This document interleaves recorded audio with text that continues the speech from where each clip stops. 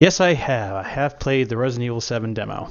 Um, it's so Resident Evil 7 demo up until this point has only been for PlayStation Plus users. Um, What is that exactly? PlayStation Plus, it's like Xbox Live Gold membership Okay. where you have to pay to play online and all this stupid stuff. But anyway, we've talked about that before. No point retreading. Watch one of the old videos. Okay. Now, so it not only has been made available to everyone, they've updated it. They've added a new area that you can explore in the demo. And now that I've had a chance to play it and not just watch like someone like Markiplier or another Let's Player just go Scream. in and scream their head off. Exactly. The game looks so good. Like, it runs at 60 frames per second. It's buttery smooth. You know, you see a game like this and you wonder, like, do we really need a PlayStation 4 Pro? Because I don't think so. I think this game looks just fine the way it is. It's first-person perspective, and I thought I wasn't going to like actually playing that game because I don't play first-person shooters really. But the way that the game kind of plays, it kind of plays to the strengths of what first-person perspective can do for you. Not only is it first person, you have a flashlight, I guess, strapped to your head so that it just shines wherever you look, but the edges of the screen are darkened. So it kind of gives you this tunnel vision effect where you kind of always feel like there's going to be something just outside your, field of vision that you're not catching. Let me do something with the audio here real quick. It's kind of sounding a bit funny. Is it better? Okay. I don't know. That sounds better now. But yeah, it's just the game plays really well. Like I said, it's really smooth. The sound, there's no music really in the demo, and the sound effects by themselves are just like you will. I don't know how they did this, but I played it on my surround sound system. It's 5.1. Speaker in the center, left and right, and behind you. There are sounds that are from that you're in a house, first floor, you wake up. There's someone stepping around on the second floor, and it sounds like they are above you. And I don't know how they did that when the speakers are all head level. Yeah. Is your mic working? Yeah. Okay. I don't know why that is. There you go. Move it a bit closer, maybe. But the sound design is like on par with the visuals. I cannot wait to play this game, which also comes out in January. Do you think they'll add music to it? They may just kind of add like an ambiance kind of sound. Trying to get that kind of eerie feel. And tension. Yeah. Lots and lots of tension. And I also played it with my wife watching, and I asked her opinion about it, and she, once the demo ended and the demo ends on a jump scare, the jump scare got her. I was ready for it because, of course, I've seen other people play it. But the jump scare got her, and then she was like, oh, that's it?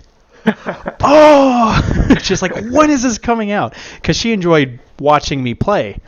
And it interested her, and then she was like, I'm glad you're the one playing it because I don't think I could. And this is going to be a PlayStation VR game? No, that's too much. That is just too much. If you're going to play this on VR, either I'm going to do the Southern thing. Bless your heart. It's just you obviously are a glutton for punishment, or you have a very strong fortitude for this kind of stuff. Wait, so you think it would run through the PlayStation 4 to the VR headset, right? Mm-hmm. Okay. So it wouldn't have to process, the headset itself would only have to process the picture, right? Right, but people who, because they've had the VR, this game demoed for VR at like E3 and other game conferences, and people say that when you do play it on VR, it doesn't look quite as good. Yeah, I would. It looks more like a PlayStation 3 game instead of a PlayStation 4 game, which isn't too bad. Does PlayStation have their own VR, or do they just use like the Vive? Yeah, Or it's their own VR headset. what's it called? PlayStation VR. Right. Good job with that one, guys. Years and years of focus groups and lots of money. Okay, but while we're on the topic of VRs, the one thing that has always confused me is, right, so if I have my eyes open and I have something really close to my face, my eyes get really, really strained after like a little bit. How does that not strain your eyes? Well, does it make you think that you're not looking at something close? I don't understand how that works. I know that the way the Oculus Rift works and the HTC Vive, they have a very high frame rate. I think a lot of their stuff runs at like 90 frames per second, which your regular TV runs at 60. So if it's running 50 times faster, maybe it is enough to trick your eye to thinking that it's just looking at an actual image. And the resolution has to be high enough so that you're not seeing the little square pixels. The PlayStation VR is by far the cheapest out of all of them, unless you, well, yeah, even if you compare buying a VR capable computer and buying something like an Oculus Rift or a Vive compared to buying a PlayStation 4 and a PlayStation VR headset, because the headset itself is $400 by itself. Yeah.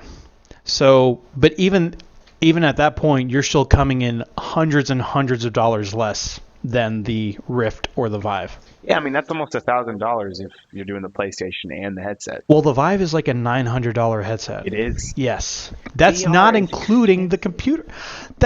It's only for rich people. And that's my thing with VR. I didn't mean for this to be a VR segment, but Whoops. Yeah, it bears repeating. Just all these game journalists that they can't shut up about VR, and then they're saying like, but I can only play for 20 minutes at a time. It's kind of like the problem like with what the Wii had. Like everyone's like, oh, this is the new way to play games. Like you're gonna do sword actions and playing tennis. Everything motion control. Everything motion control.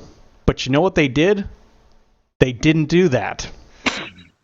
Because they knew, okay, people are not going to want to play a game for more than maybe 30 minutes if they're having to go.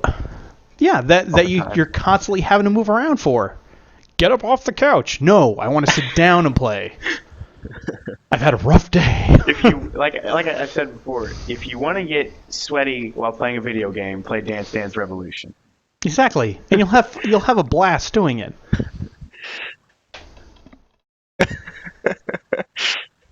But anyway, so yeah, Resident Evil 7.